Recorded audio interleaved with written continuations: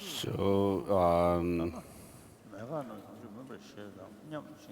with regard to the negation or negative objects, the text goes through and comments on the point where it talks about what is cancelled or eliminated, and as mentioned in the notes on the eight difficult notes on the eight difficult points of Madhyamaka.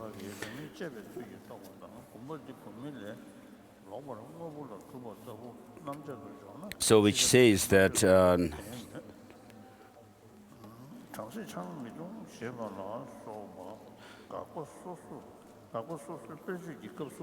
and so it mentions that what is cancelled, established by cancelling in the case of negation, that is not what cancels or what is called affirmed, sort of. So by this, what is known as the negatives, which are non-implicative negatives, seems not what cancels. The author says, I doubt whether that is the meaning here. And then some of the past called scholars of Tibet in the earlier dissemination of the Dharma, what actually cancels is necessarily cancels, or what is called cut out is necessarily affirming or positive phenomena. But in our own system, as it is said in the great commentary on Mula Madhyamaka Karika, those who assert that whatever is Yongchu, or all that is cut out, I mean that which is cancelled, is positive phenomena. Saying so, it shows that they are, I mean, they say so without understanding what that means. And so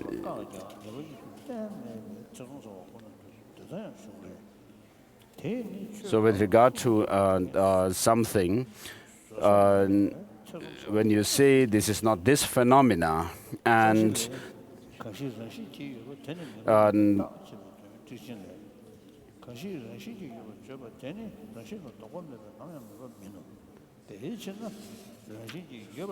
so what is not that phenomena and what can be eliminated or from that phenomena as being existent on that phenomena are all same in all phenomena, all objects of knowledge. So something being non-existent on that phenomena and what is not that phenomena are all objects of phenomena. And therefore, it is asserted that everything, as long as something is existent, that is something that is cut out or cut in, and that which is cancelled.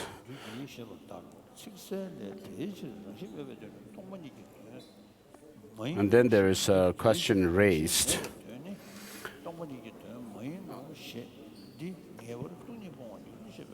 And so what is meant by namche, which means that which is cancelled or eliminated,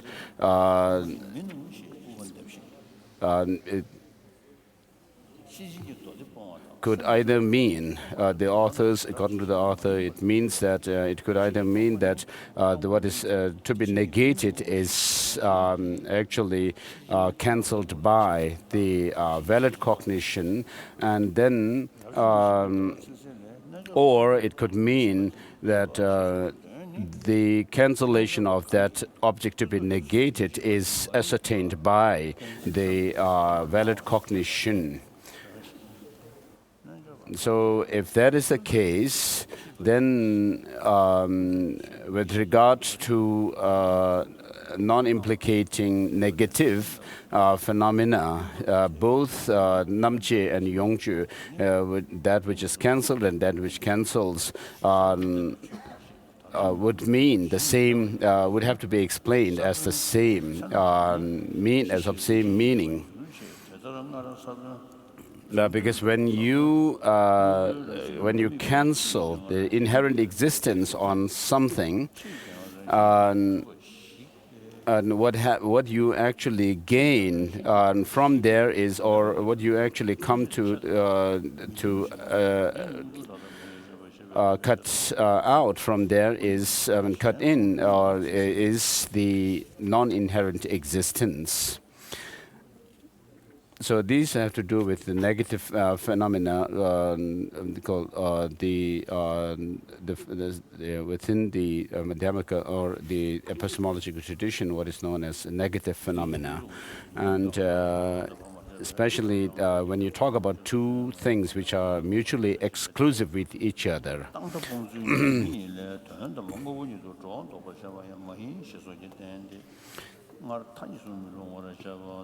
So when you, in other words, when you realize the lack of inherent existence in something, what happens there is, on the one hand, that cognition, realizing the inherent, the lack of inherent existence in things, negates the inherent existence from whatever you are realizing as being non-inherently existent, and at the same time it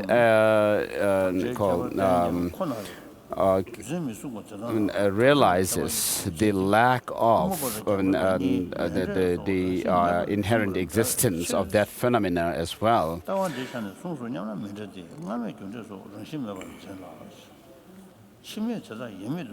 And so, in the great commentary on the Madhyamaka Karika, Tsongkhapa says that the valid cognition, which cancels, when the valid cognition cancels out the inherent existence of something, that cancelling out of the object of negation, what is to be negated, and regarding that, so the valid cognition ascertains it, and therefore it kind of cuts that in, or carve that in as its object, which it realizes. So whether this is the meaning that I have given above with regard to the quotation or not, should be analyzed, says.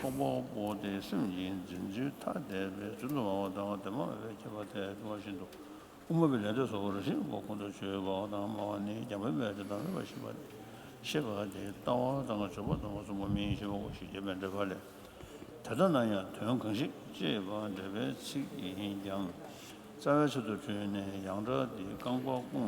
then it says that whether or not the meaning of these terms, cancelling out or cancelling in, I mean that which is cancelled, are as I have defined or explained, or not, whether this is true or not, should be analyzed.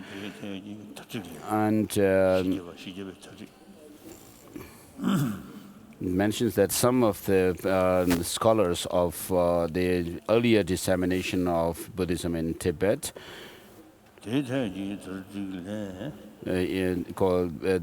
wishing to establish the reality, which is that nothing is established at all. They say that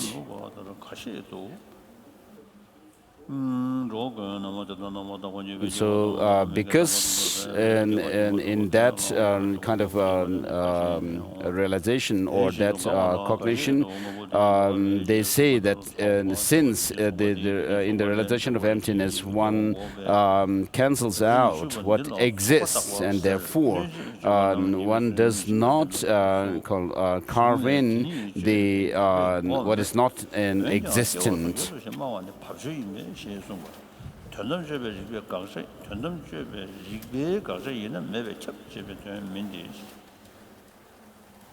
And so, according to them, so one.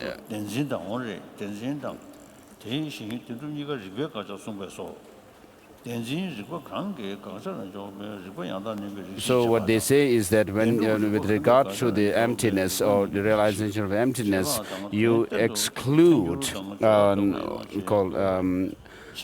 the object. When you exclude what is cancelled out, then there's nothing to be established.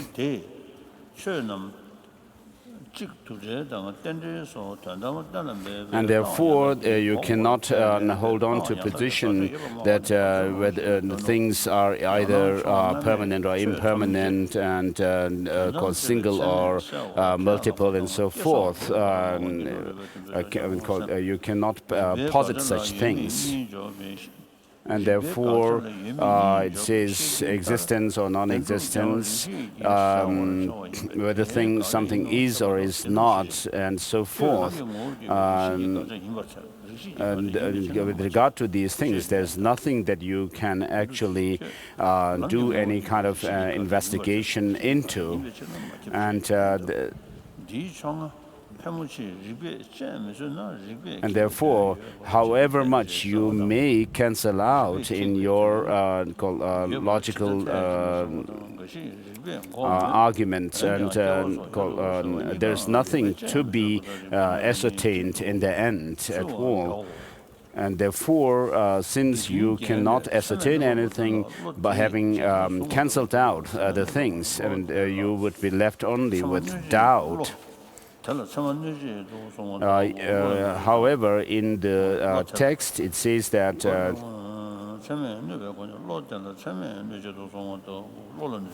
so it says in the text that therefore, with regard to a phenomena, they would have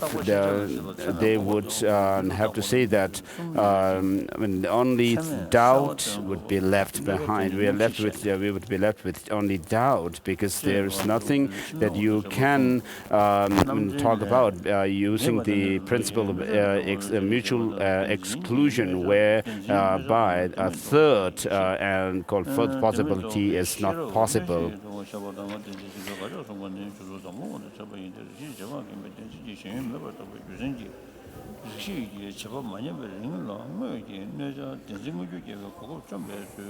And in the Madhyamaka Karika, it says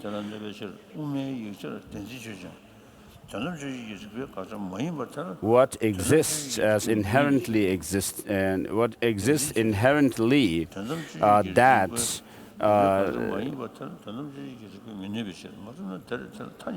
now that is not non-existent and therefore permanent. And with regard to these lines, the great commentary says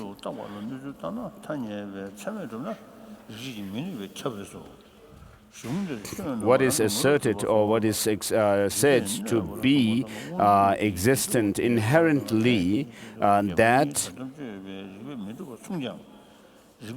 cannot be refuted in terms with regards to something that exists inherently, and therefore the inherentness cannot be refuted, as And therefore, nothing is non-existent, whatever. And therefore,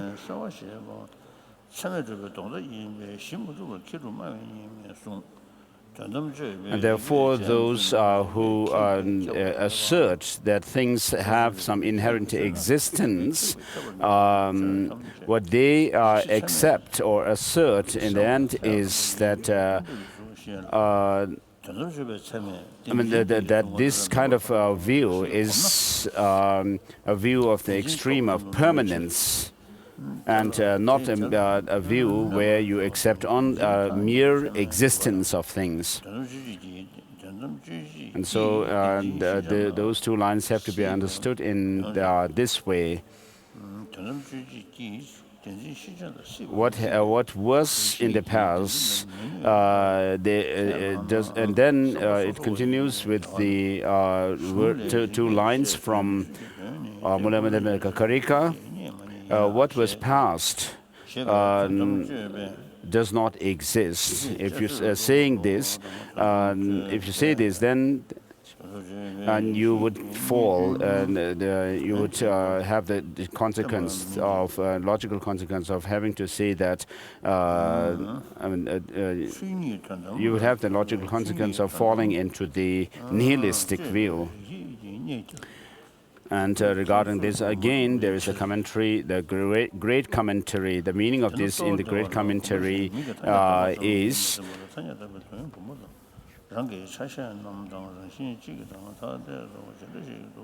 So what an entity, having asserted that an entity that existed in the past has an inherent existence or is established inherently, and then having asserted that the present, referring to what comes later,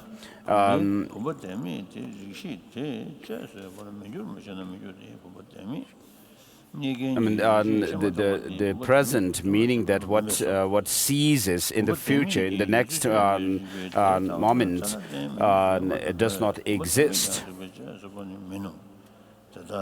So someone who asserts this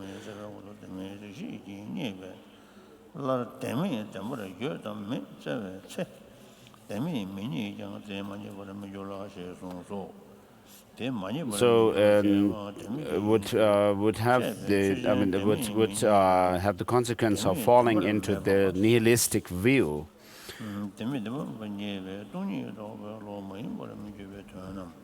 And so this is not the case that one says, not the same as saying what was there called in the past has ceased now.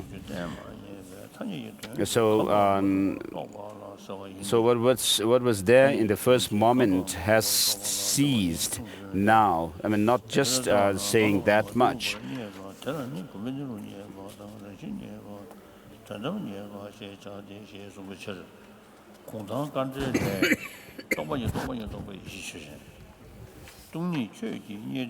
So the reason why such a person falls into the nihilistic view is regarding that, it is said in the great commentary.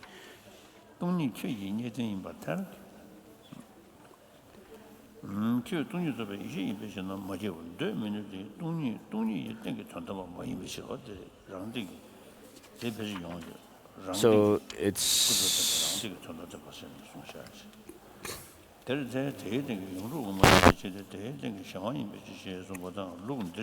so in the great commentary it says that having accepted that there is something that inherently existent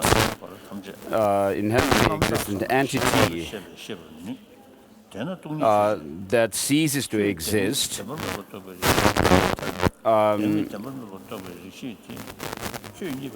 So having asserted that, then later saying that it does not exist, would be tantamount to falling into this nihilistic view of denial.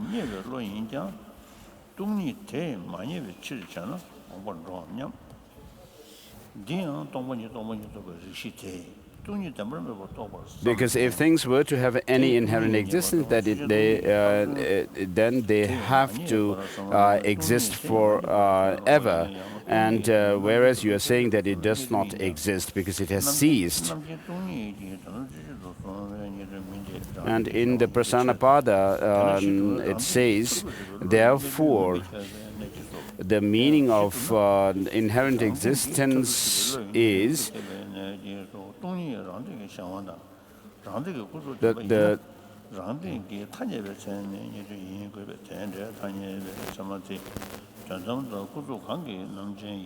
is not the meaning of emptiness.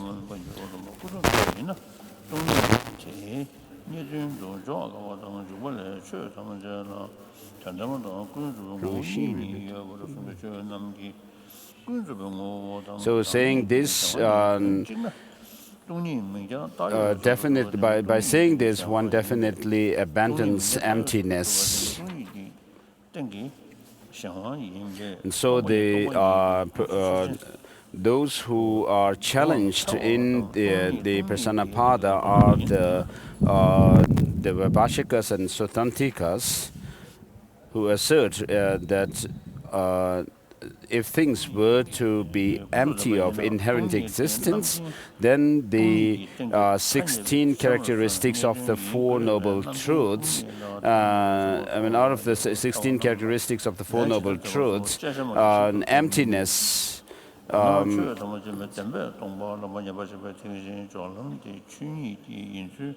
they say that emptiness is not one of those characteristics of the Four Noble Truths. And therefore, they denigrate this assertion or teaching. And they abandon or forsake the teachings of the sutras of the perfection of wisdom. And then the Chatumatras say that those sutras which teach the emptiness of inherent existence are not to be taken literally.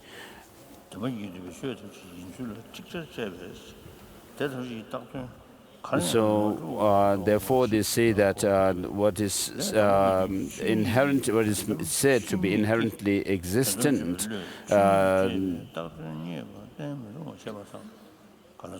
so the inherent absence or the emptiness of inherent existence is not emptiness itself or the suchness, reality as it is. In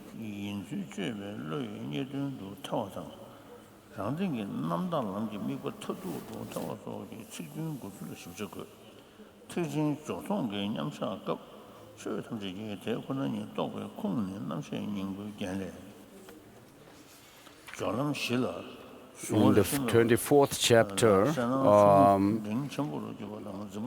regarding the 24th chapter of Mula Madhyamaka Karika, Prasanapada commentary says, those yogis who developed a bone merely from the ignorance of not understanding, ignorance of the truth of conventional phenomena, regarding that phrase and so forth. Regarding that phrase, the passage,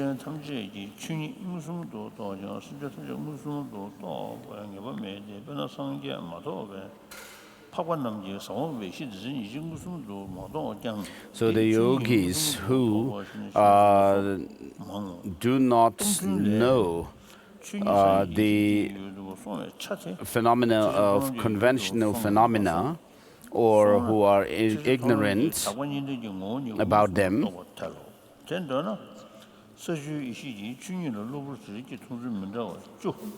So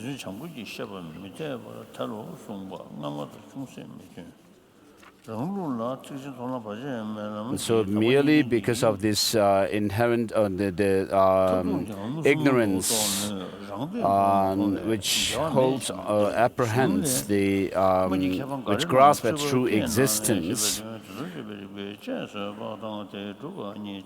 because of this there is the appearance of true existence. And therefore, having realized that they do not have such inherent existence,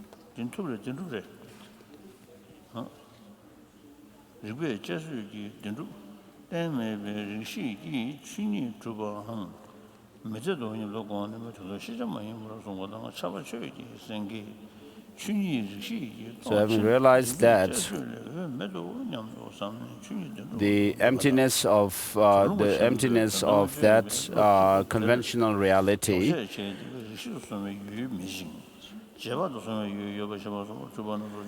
those who realize it to be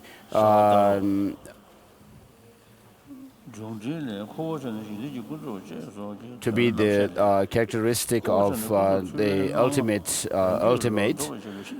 do not fall into the two extremes. For example, regarding the certain phenomena like a seed,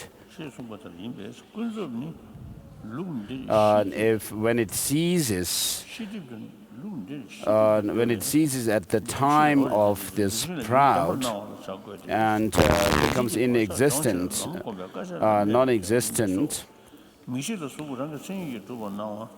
So if that were the case, then so what would be there which exists inherently at the time of the seed itself?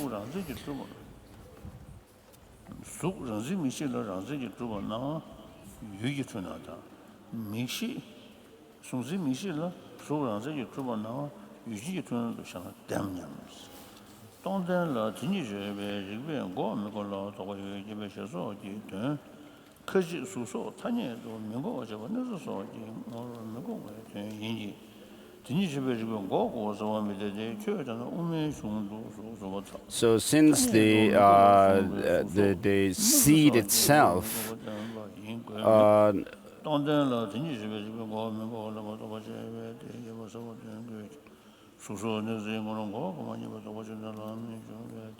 at the time of being the seed itself is not observed as being inherently existent entity, and therefore later on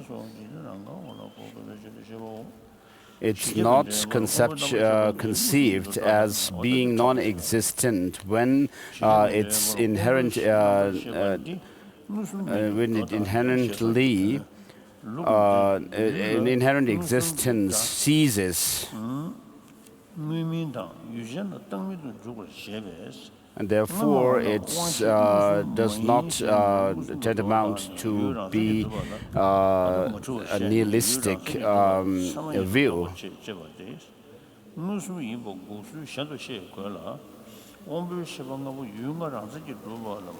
So this is shown by this line which says what is in the past does not exist now.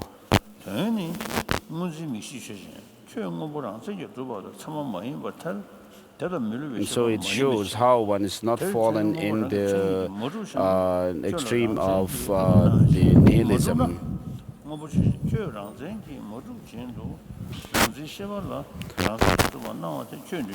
And then with regard to the abandonment of another abandonment of the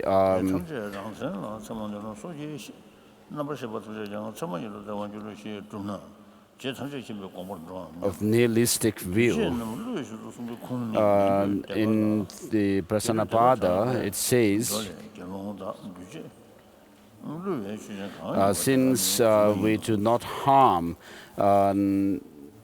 what is accepted in the world as being, I mean, the conventions of the world, which are like reflection in a mirror, karma and the fruit of karma, and dharma and non-dharma. We do not harm them as well. So this shows the abandonment of the other nihilistic view.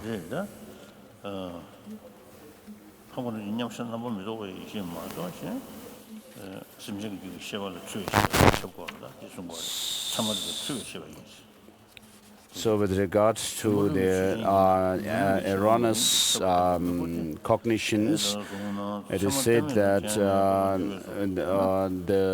His Holiness was making comment on that.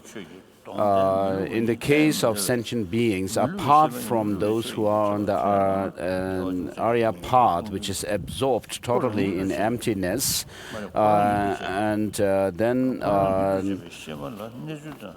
also the cognitions of the Buddhas. Apart from these two, any cognition within a sentient being is all necessarily erroneous or mistaken.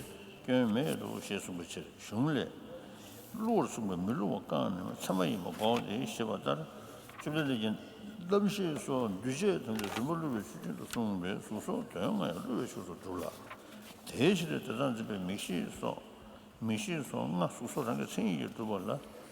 with regard to refuting or abandoning the extreme of permanence, Prasanapada also says. And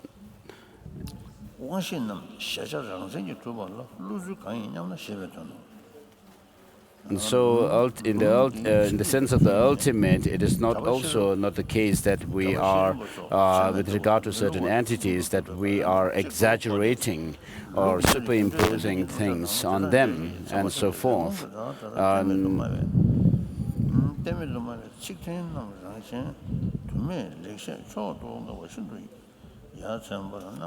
So, as it was explained earlier, about how one is not fallen, the Madhyamaka is not fallen in the two extremes. Here, in the same vein, it shows that the Madhyamakas are not. It shows how the Madhyamakas are not fallen in the permanence or nihilistic view, or nihilistic extreme of nihilism and or permanence, and sequentially.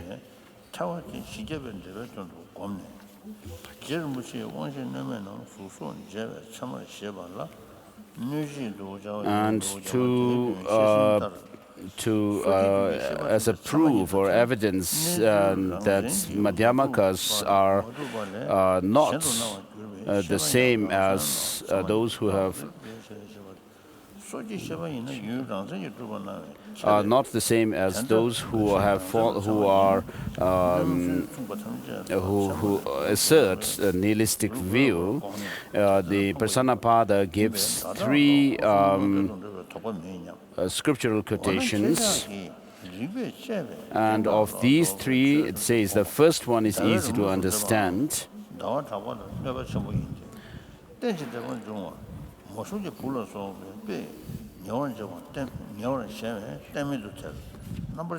So those who hold on to the nihilistic views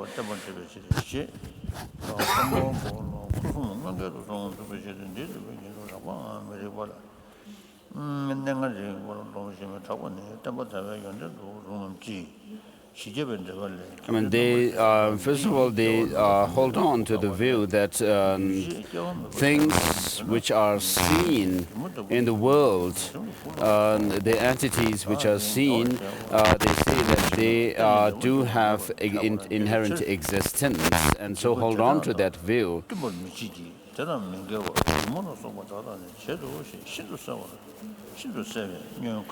And then, because they do not see that beings having passed from the past life, having passed from the previous life, do come into this life, and then passing from this life go into the next life, because they do not see these things with their direct perception. And so using this as the reason,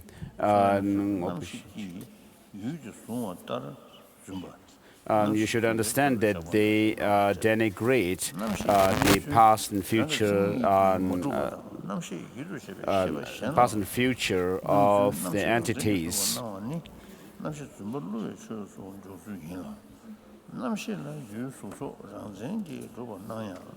So regarding the first quotation,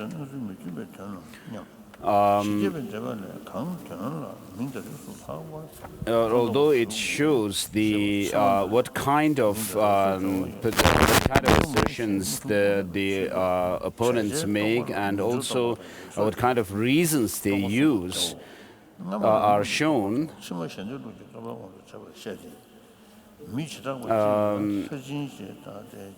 the others say this.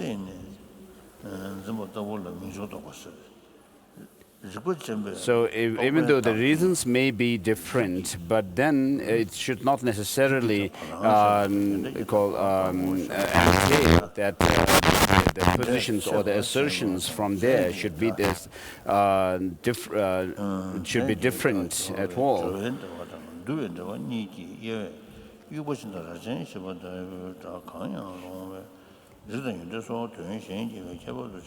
Because both the Madhyamakas and the Lokayatas both are same in that both hold on to the view that things such as karma and cause and effect and so forth do not have any inherent existence. And so, therefore, they hold the same view.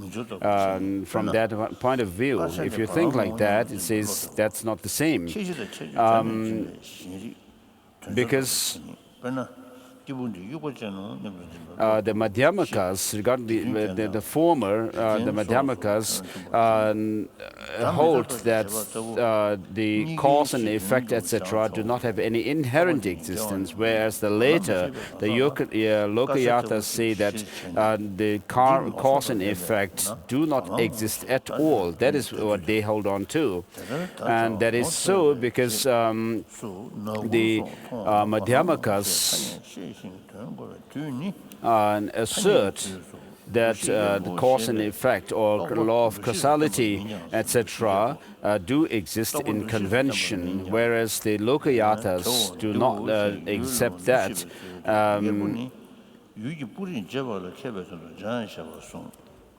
So Lokayatas do not accept them to be conventionally existent.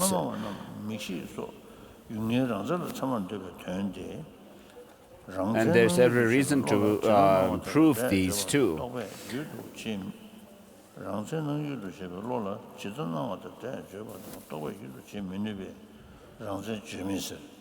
And so the meaning of so this is the meaning of the second quotation, a scriptural quotation.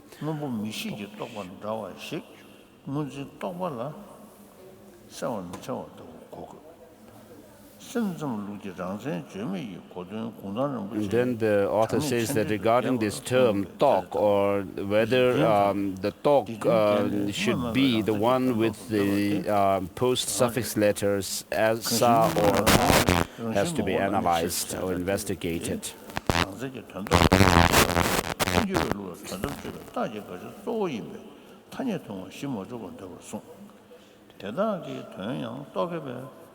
But the meaning here should be that it is the view which is the view of a non-inherent existence. It should be understood in that way. And then regarding the meaning of the third scripture,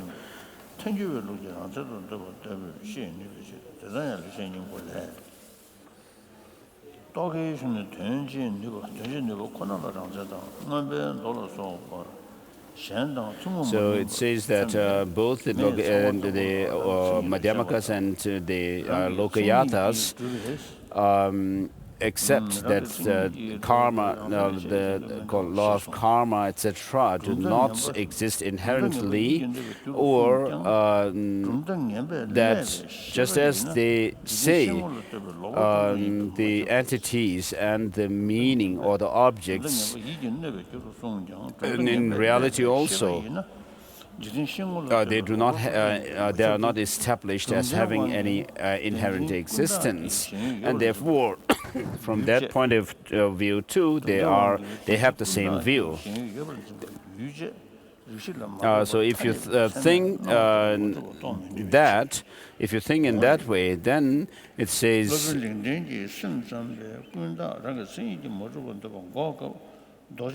although it may be the case that as they say that things do not have any inherent existence, it may be true that things do not exist inherently, yet they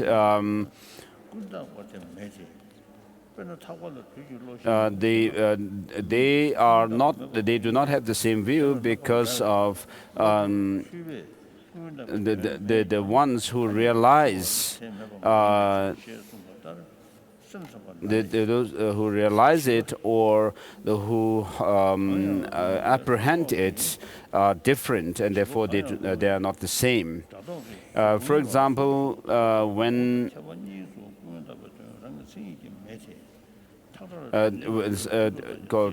someone says to someone else who has stolen some treasure, even though the first person has not known that the second one has stolen something, but says, because the person doesn't like the other one and wants to punish that other one, he states that this person has stolen. And on the other hand, if another person, regarding another person, a third person says, when a third person says that by actually seeing the thief to be stealing something, of stealing something, say that, or make the statement, this person has stolen, although in reality the thief has stolen from another person. And therefore, you would have to say that these two persons who accused the third one,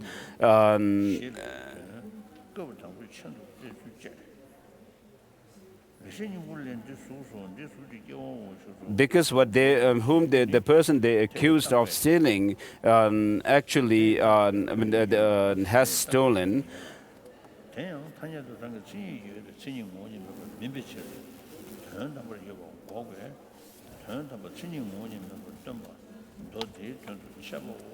Although the thief has actually stolen, but then because of the attitude of the two persons who accused that one is different. One is actually lying, whereas the other is telling the truth, and therefore there is a difference which is feasible.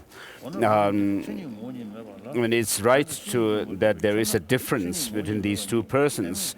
And so likewise, the Madhyamakas,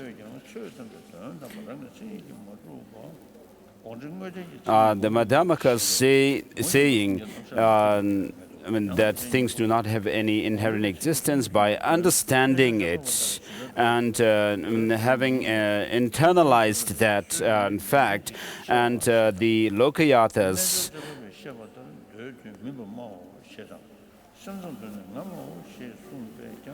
Lokayatas saying that things do not have any inherent existence are completely different.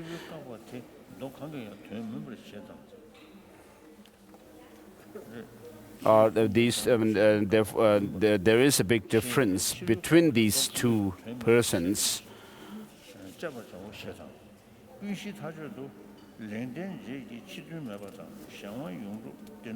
So the Lokayatas called viewing or expressing that things have no inherent existence is different. So they are not same.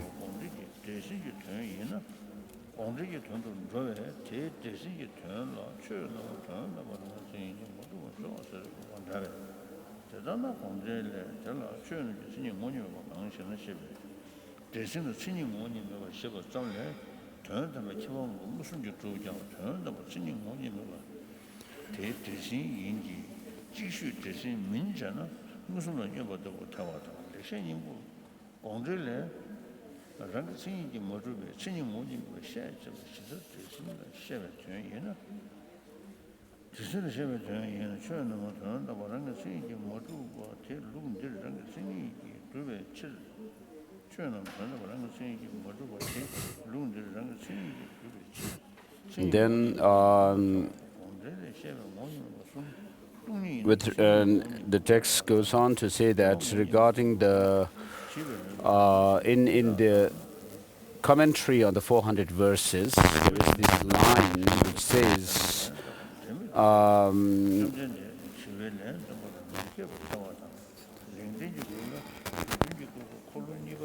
but even then, the regarding certain meaning or object.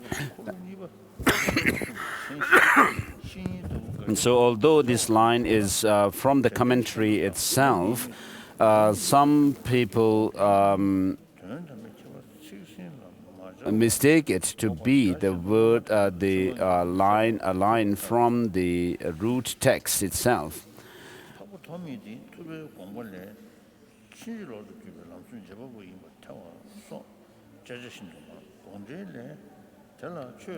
So some people think that the words, but then also is the word of the root text, in order to make up for the complete sentence that is added.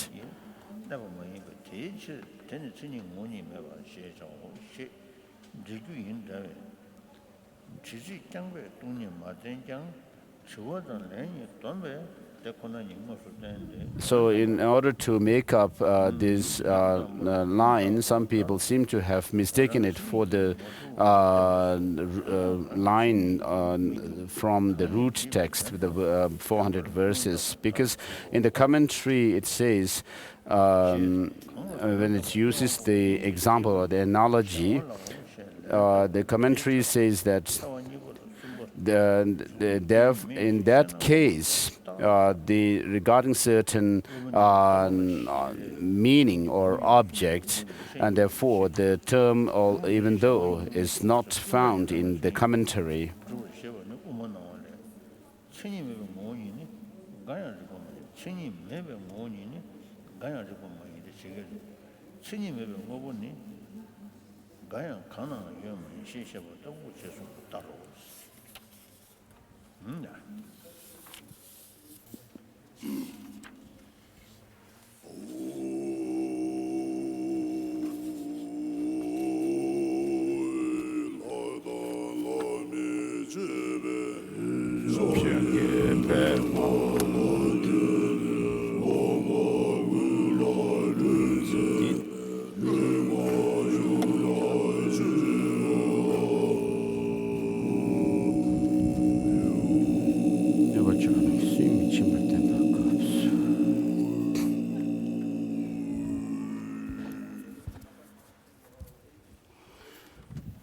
And regarding the part in Lakdong Chemo which mentions, which says,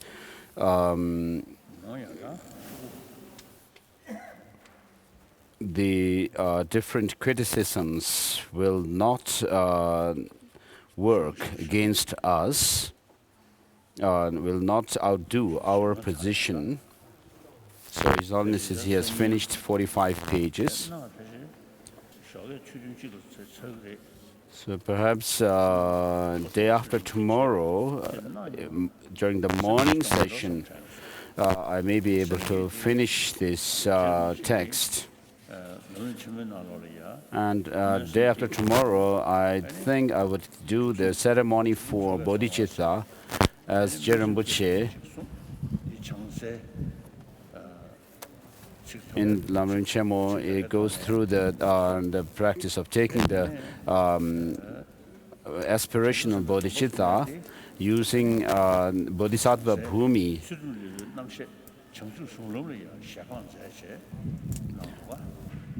And then, when it comes to taking the actual bodhisattva vows, he refers to his own commentary on the morality chapter of the Bodhisattva Bhumi. So, regarding this practice of taking the bodhisattva vow, based on that text that Rinpoche referred to, there seems to be that tradition seemed to have declined for some time, and therefore, with the wish to revive that tradition, generally speaking, the Pratimoksha vows and the Tantric vows are taken. I mean, they have to be taken from one's Lama. And therefore, I suggested to my senior tutor, Jangchup Lamrim, to take the vow of bodhicitta based on Master Tsongkhapa's Bodhisattva Bhumi's morality chapter, and then from him that I would take. And so Lamrim did that. And then I took the Bodhisattva vow from him, and Segon Tsenche Rinpoche also was with me at the time. So that was a very auspicious time. And fortunate I felt, and I also felt very glad as well as sad, and cried. And so day after tomorrow morning, we'll do the aspirational bodhicitta ceremony as well as bodhisattva vows, taking the bodhisattva vow based on the Jangchup Lamrim, the commentary on the morality chapter by Master Tsongkhapa on the morality chapter of Bodhisattva Bhumi.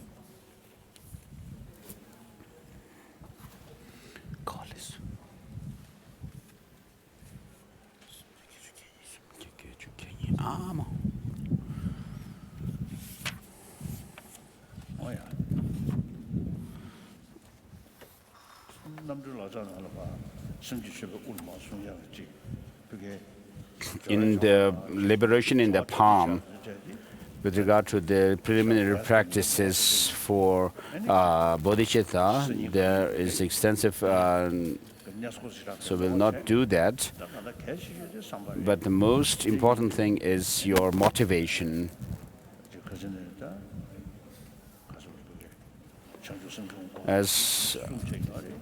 As we have gone through the training of the mind for bodhicitta, which is taught in great length, and therefore have some strong feeling of bodhicitta motivation, and then you should, with that kind of feeling, you should take part in the ceremony for aspirational bodhicitta and bodhisattva vows. So regarding the right for these two, it's very easy to find and to follow in this the commentary on the morality chapter of Bodhisattva Bhumi called the Jangchup Lamrim. the highway of the enlightenment.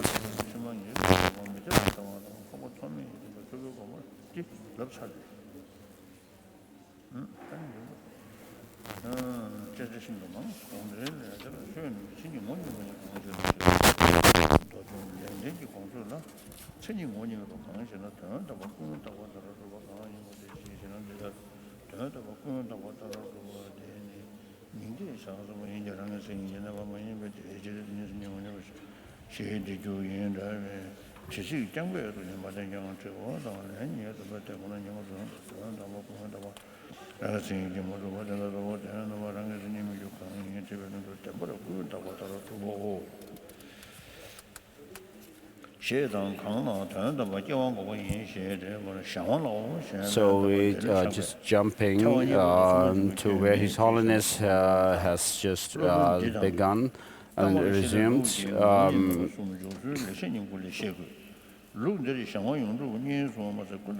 So first it says in the Sandhi Nimochana Sutra, in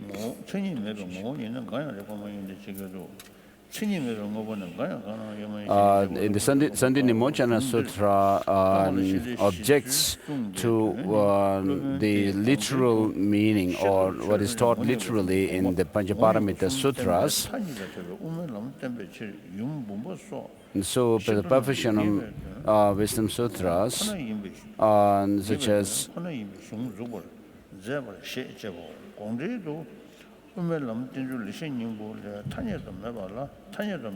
so regarding that Perfection of Wisdom Sutra, it says the 100,000 verses of Panchaparamita Sutra, a part of it it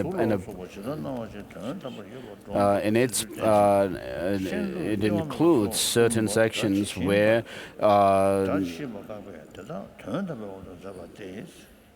the application of the refutation of ultimate existence is mentioned implicitly.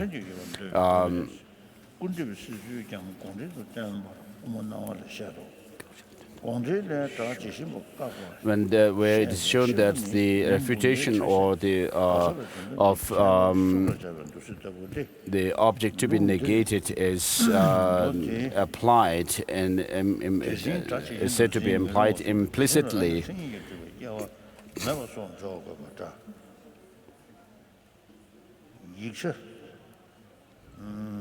And therefore, this what is explicitly said in the literally cannot be taken literally.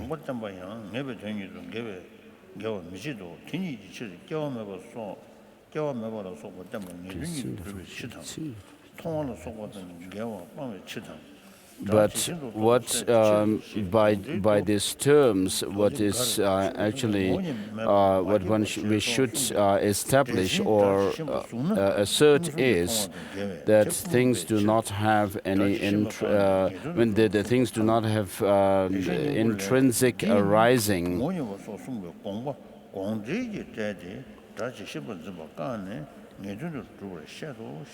In certain textbooks of the monasteries, it is also mentioned that the arising and cessation are the literal meaning of the arising and cessation in the ultimate sense do not exist is the literal meaning. So according to that kind of interpretation, it says in the lamp of or light of Madhyamaka or illumination of Madhyamaka, it says therefore interpreting or showing or demonstrating the intention regarding that also. We should not contradict that to be the definitive meaning as well.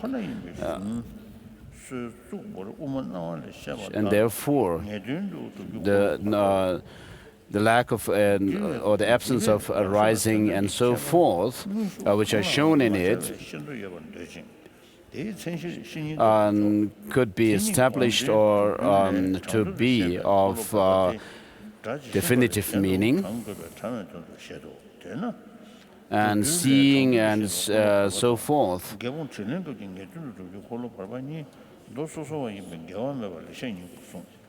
And we can resolve the contradiction with the seeing and so forth. And also,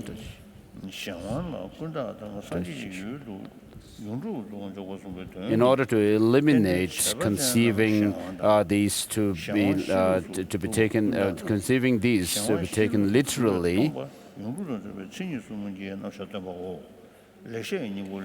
So, with these statements, so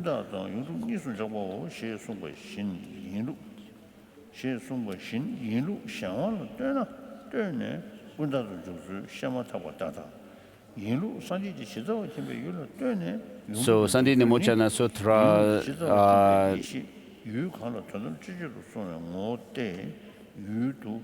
in the Sandi Nimochana Sutra,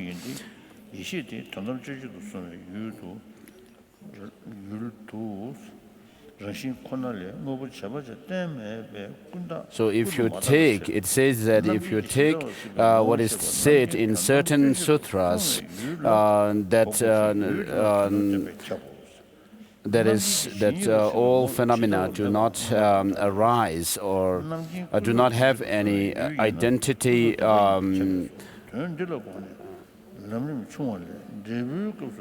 or arising and so forth. So if these are taken literally, as the words, according to the wordings of these sutras, then it contradicts the actual empirical experience. And therefore, the literal meaning, taking this is, literally is refuted.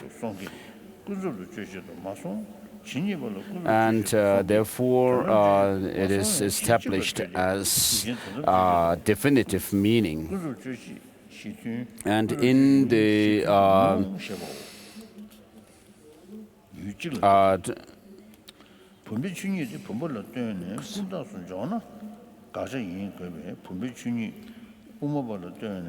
so the speech of true eloquence, it says, so the intention or the meaning or the purport of these statements, such as that things do not have any identity,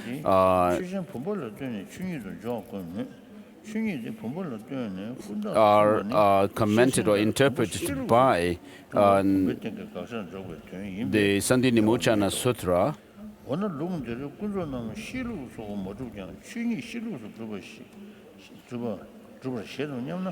And this is said to be the meaning here is that it refutes the other sutras to be taken literally, and therefore establishes the definitive meaning. So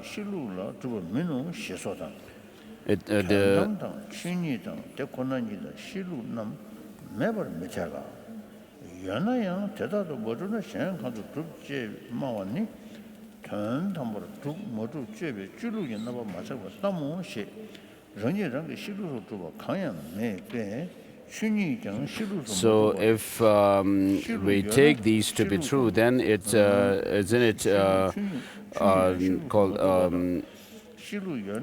what is said in the Jangchup or the speech of true eloquence, is it not right to, it uses certain consequences, saying, is it not right to say that?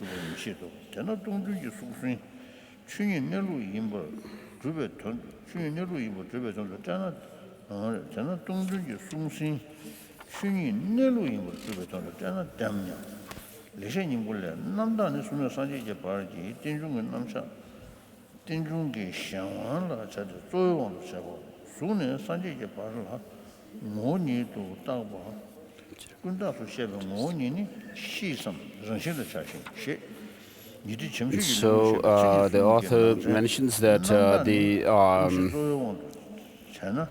in the decisive argument or analysis of commentary of Prajaparamita by Master Jangchup, where it says that, according to that, in the system of the Sarvatantrika Madhyamakas,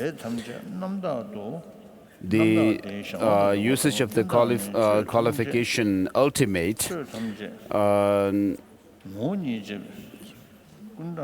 applying this qualification implicitly, by applying it implicitly, those sutras which apply it implicitly, regarding them, their wording, although cannot be taken literally, but then their what they actually show or teach can be taken literally.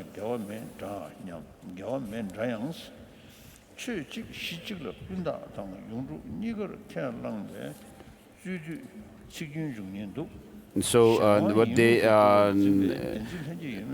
show,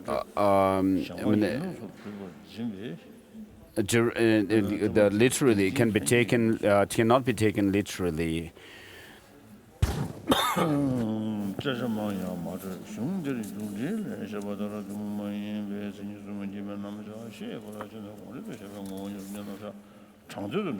So taking these statements to be literal, literally it says in the system of Kamalashila, when we find this statement in the 100,000 sutras, which says it is in the convention of the world, but not in the ultimate sense.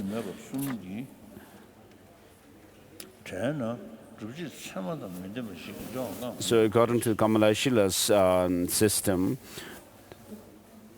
this is the actual form of applying the qualification ultimate to the object that is to be negated. And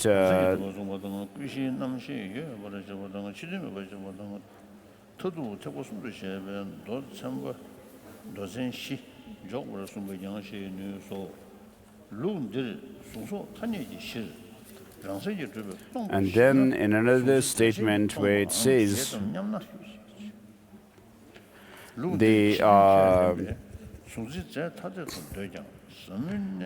the compounding of the form is not seen in reality. And so regarding this statement,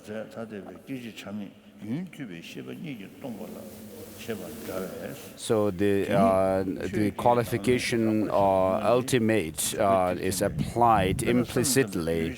So regarding these two, one explicit and the other implicitly applied, regarding the qualification ultimate,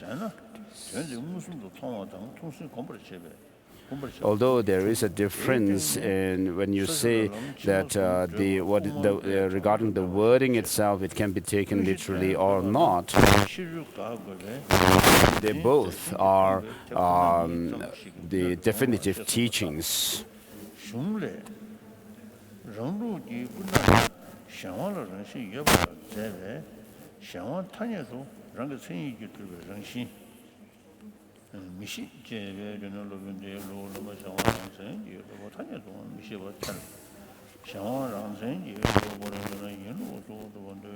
And so what is the actual content of that is actually something that is cognized by valid cognition, and from the point of view of the ultimate existence, it actually qualifies both.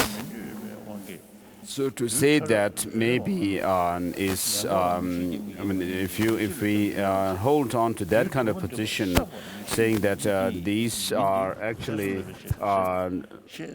regarding the actual content or the subject matter, it is that which is validly cognized, and also that it is taught from the point of view of the ultimate.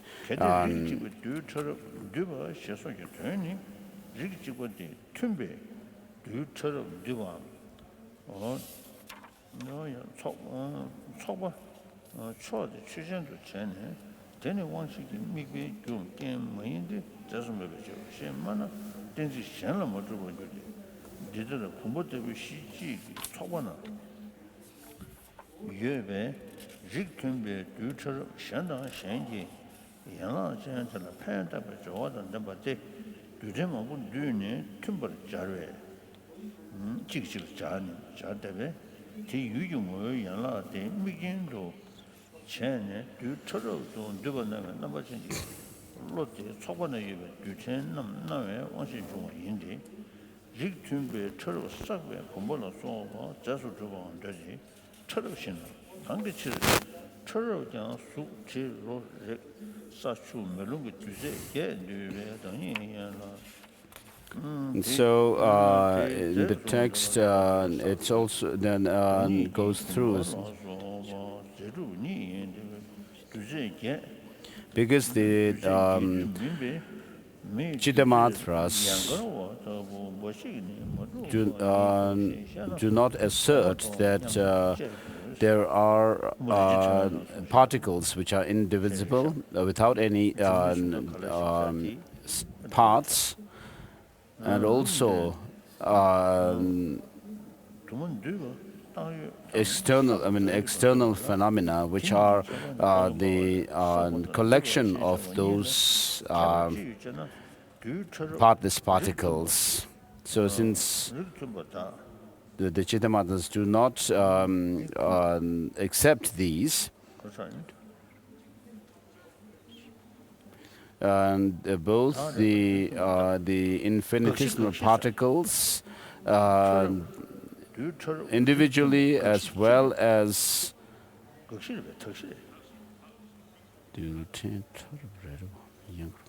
and by themselves are not the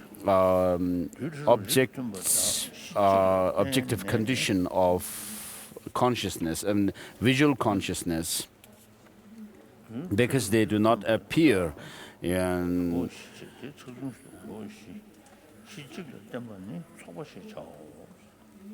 the visual consciousness.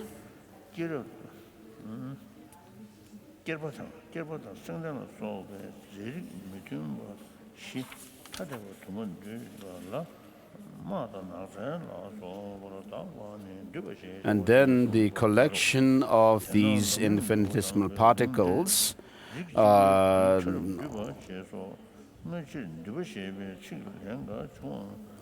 also not the objective condition of visual consciousness, because they do not exist substantially.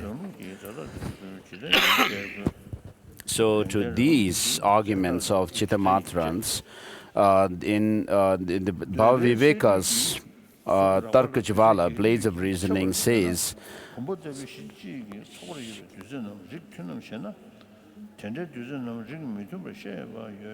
so if you say that these subtle particles, when before they have gathered, if you say that before gathering together or coming together, that these subtle particles are not the objective condition of the visual consciousness, then it is something that we have already realized, and you are trying to prove something we already know.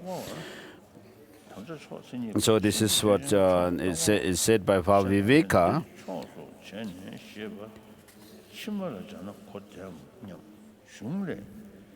And then to the second position, Viveka says in response,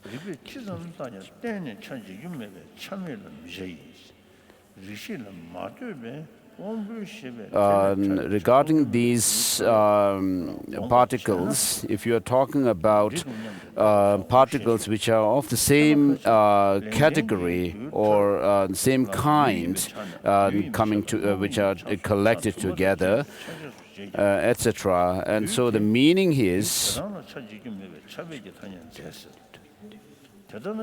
so the particles which are concordant with each other, which have come together or which have formed a mass,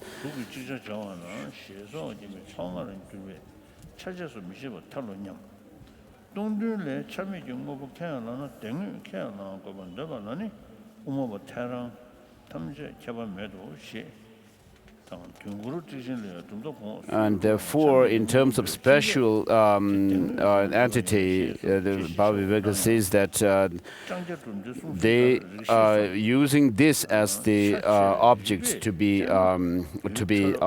analyzed, to be considered. Then, if you say that, and that also is not the objective existence, objective condition, or objective cause or the condition of the visual perception or the sensory perception, because they do not have any substantial existence. So if you use this reasoning, Bhaviveka is saying that because they do not have any substantial existence, therefore the collection of those particles which are of the same entity, same nature or same kind, even that is not the condition or objective condition or cause of the sensory perception, then that reasoning that you are using, that it does not have, they do not have any substantial existence, is something that is not established for the for others.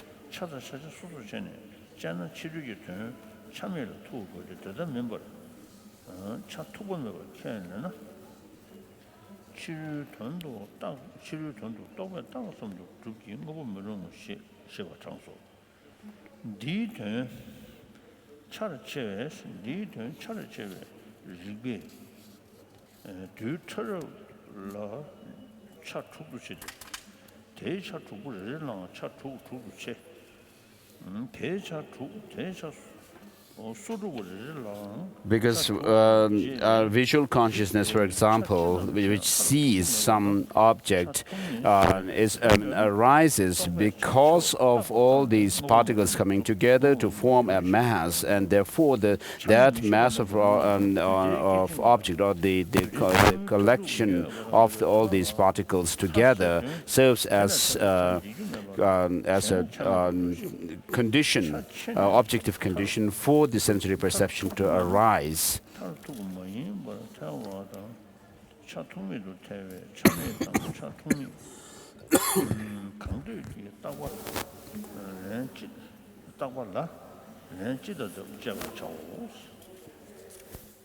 And so they have some substantial existence as well, they say. Like the subtle particles themselves.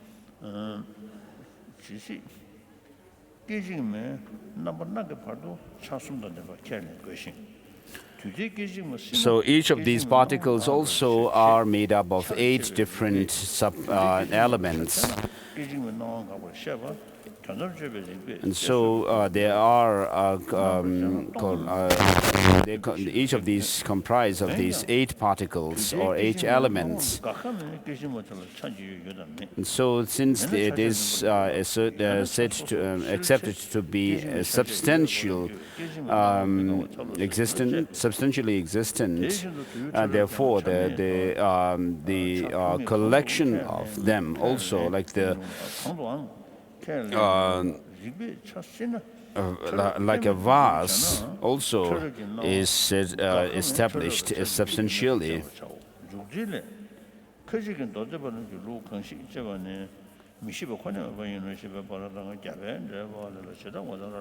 So the fire particle and so forth cannot be a standalone element without being comprising the 8 different elements. So if we could explain these in this way, the author says that perhaps we could do it like interpret it like that, but still do further investigation.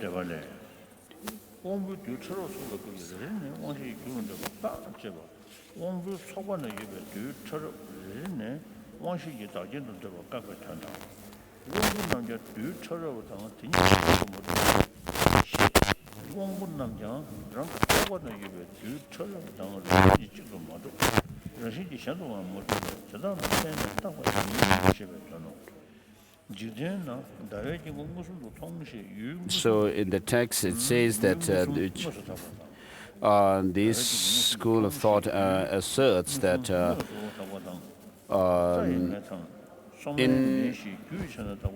partless particles are asserted to be the objective condition.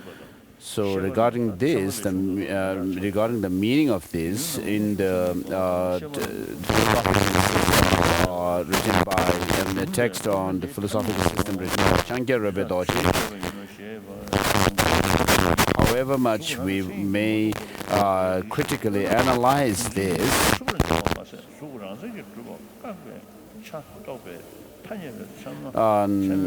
we may still not assert that they are asserting something which is utterly without any parts at all.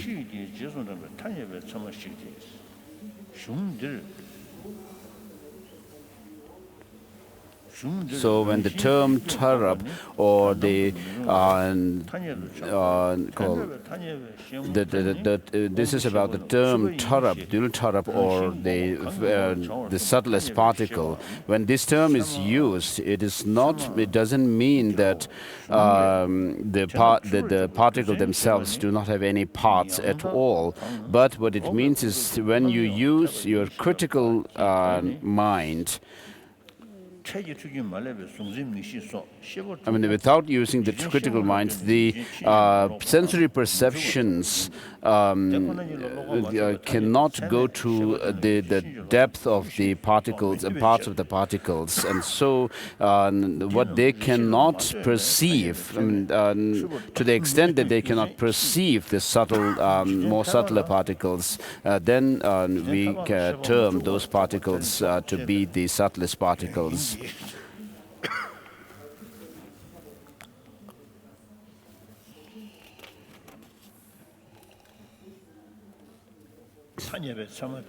So if we can interpret it like this, perhaps it is okay, but then still, Jangchup Lamrim goes on to say you should analyze it further.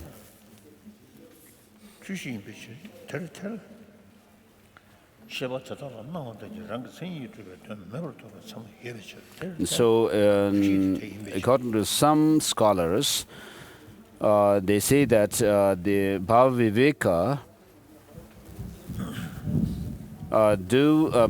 Viveka does accept that the particles have their parts.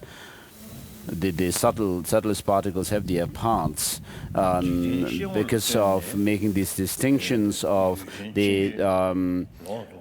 that it has its aspect of being an object and also being a part of being an aspect of being an entity and so forth. And so there are many parts to these particles.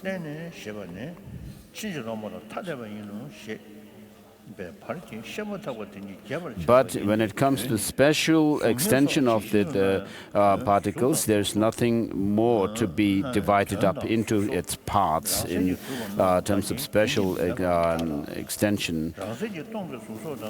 And therefore, this term chame is used. The chame, or the partless, is used.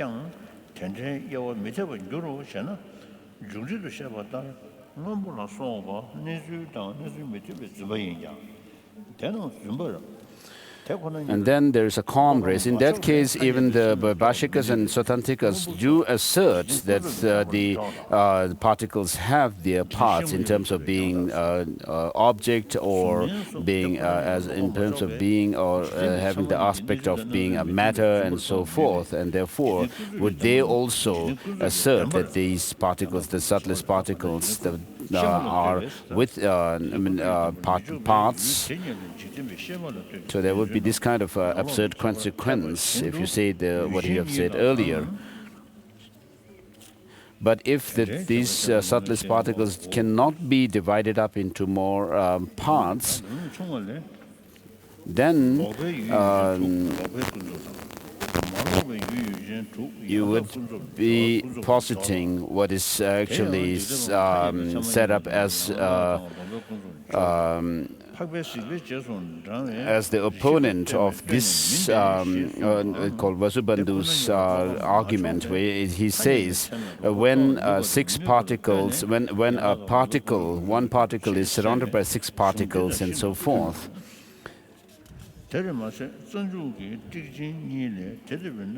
so you would be the one whom the Vasubandhu was challenging, and therefore you would have to. There is this absurd consequence that you should accept, or assert that things do not have any parts.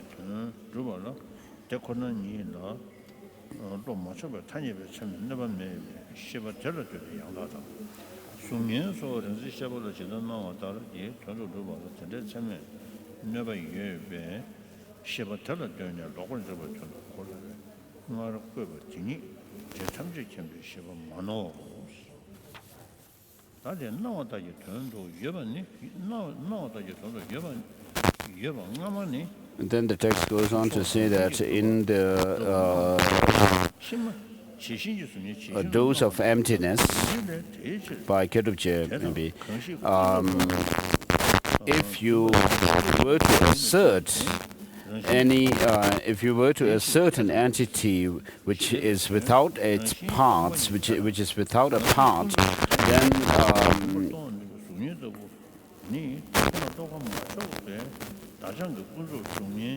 in both the cases of the Madhyamakas, Prasangikas, as well as the Sautrantikas, both these schools assert that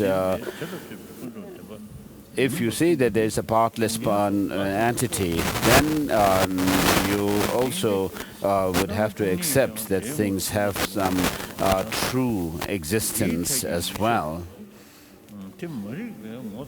And then in the commentary on Kalachakra, it is said whether in the higher or lower systems of tenets, either in either of these systems, the lower or the higher systems of tenets, as long as you assert that there is a partless entity, you would have to accept that they also are entities which are truly existent as well. And so this is there's a great deal to be analyzed. So His Holiness finished 55 pages.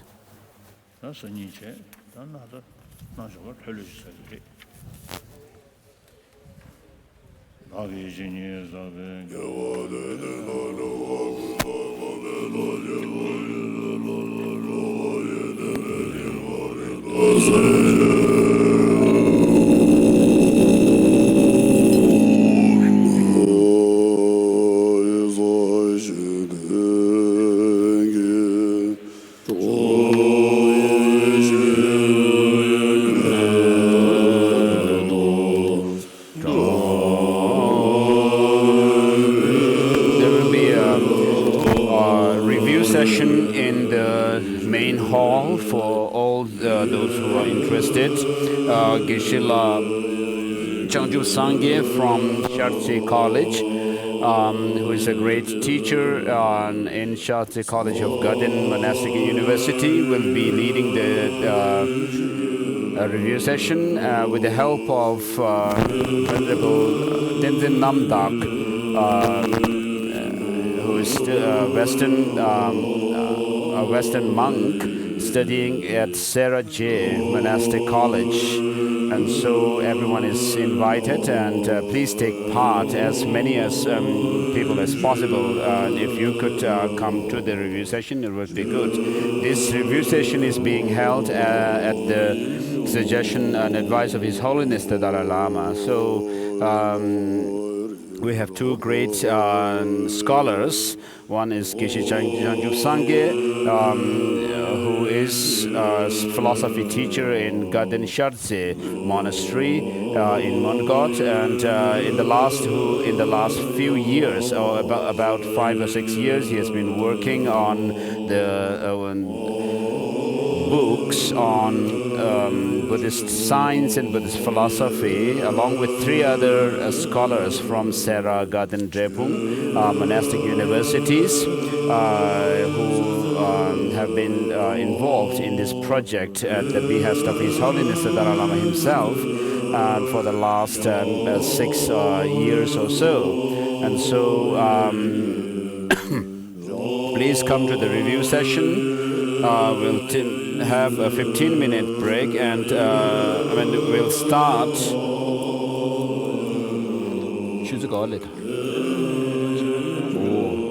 We'll start around 10 to 3 o'clock. After 15 minutes, this review session, and Venerable Namdak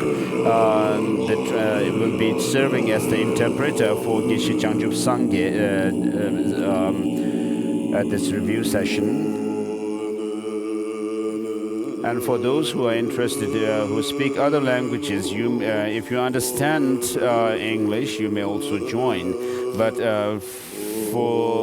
we'll try to set up the translation on the radio for those who listen to other languages, if it's possible for us to do so.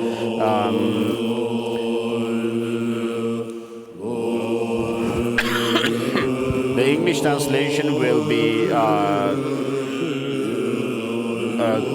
consecutive translation, interpretation, not direct, not simultaneous. And so those who would be translating from English or could do it on the radio. So please come.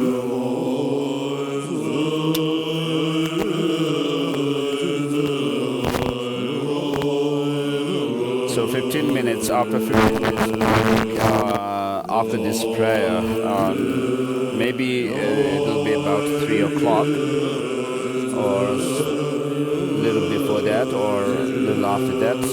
But we will definitely start 15 minutes after this session. Therefore, everyone is requested or welcome to the review session.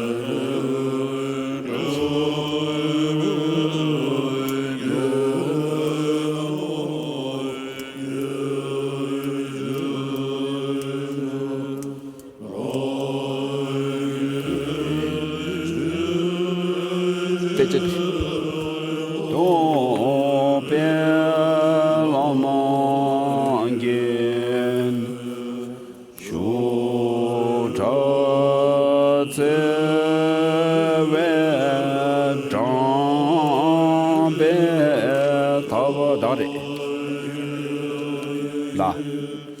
Did it. From my two collections, vast as space that I have amassed from working with effort at this practice for a great length of time, may I become the chief leading Buddha for all those whose mind's wisdom eye is blinded by ignorance. Even if I do not reach this state, may I be held in your loving compassion for all lives, Manjushri. May I find the best of complete graded parts of the teachings, and may I please all the Buddhas by my practice. Using skillful means drawn by the strong force of compassion, may I clear the darkness from the minds of all beings. With the points of the path as I have discerned them, may I hold Buddha's teaching for a very long time, with my heart going out with great compassion. In whatever direction the most precious teachings have not yet spread, or once spread have declined, may I reveal this treasure of happiness and aid. May the minds of those who wish for liberation be granted bounteous peace, and the Buddha's deeds be nourished for a long time by even this graded path of enlightenment completed due to the wondrous virtuous conduct of the Buddhas and their children. May all human and non-human beings who eliminate adversity and create conducive conditions for practicing the excellent path never be parted in any of their lives from the purest path praised by the Buddhas. Whenever someone makes effort to act in accordance with the tenfold Mahayana virtuous practices, may he always be assisted by the mighty ones, and may oceans of prosperity spread everywhere.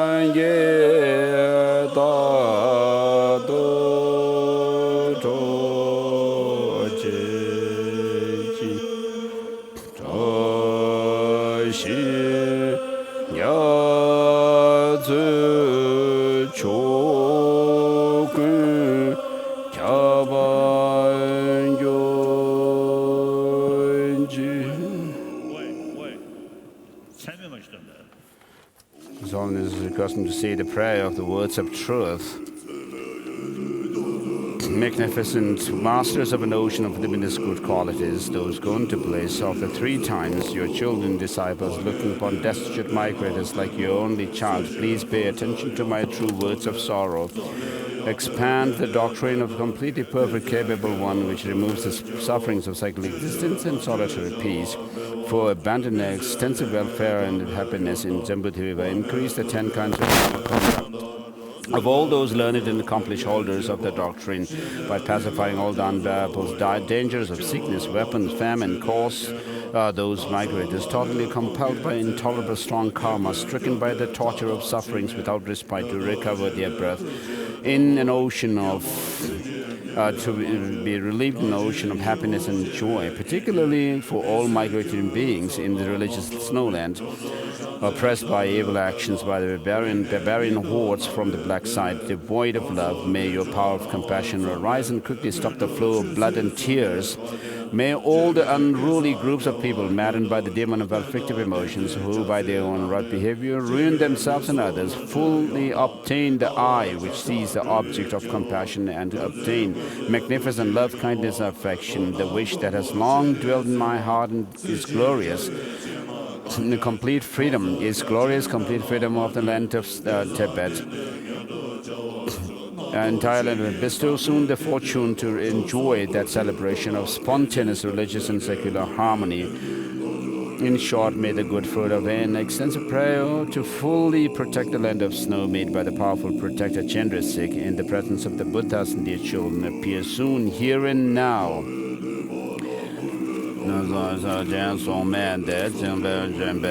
The evaporation of evil thoughts and deeds of the forces of humans and non-humans who harbor malice through their perverted prayers against the teaching of the victorious one.